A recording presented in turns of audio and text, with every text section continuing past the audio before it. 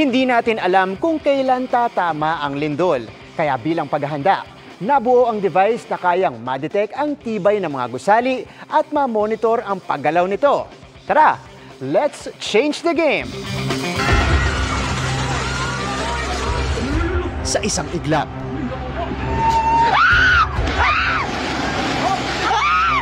pwedeng padapain ng lindol ang mga bahay, gusali at estruktura. Lalo kung tulad ng The Big One na hinog ng maranasan sa Pilipinas. Kung may paraan lang sana para matiyak ang tibay ng mga gusali at estruktura, gamit lang ang isang device. Pasok! Usher o Universal Structural Health Evaluation and Recording System.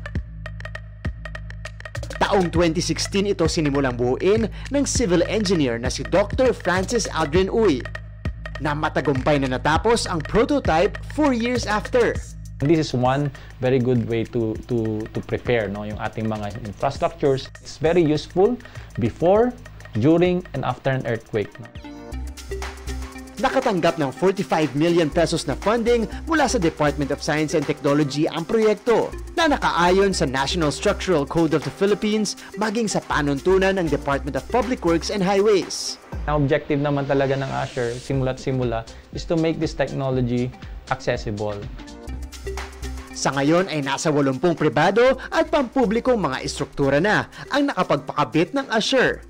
Makikita mo na makaka-prevent ka, ma-evacuate mo agad yung mga tao kasi mamamonitor niya agad kung may movement.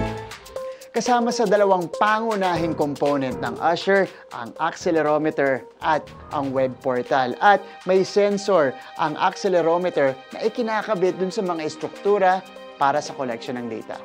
Itong controller, nakakabit ito sa accelerometer at siya yung nagko-consolidate at nagpapasa ng data dito sa web portal. Pagdating dito, dito natin ina-analyze yung structural integrity ng mga estruktura.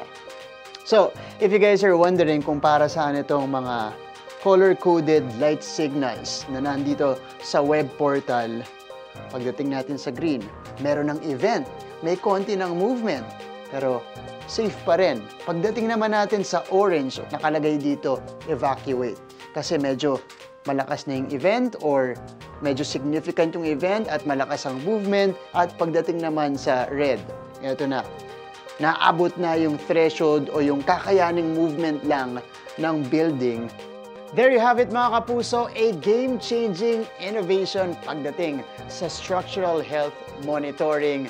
The purpose of Usher is, number one, to minimize the community's vulnerability to natural disasters like earthquakes at higit sa lahat, to save lives. Para sa GMA Integrated News, ako si Martin Javier, changing the game!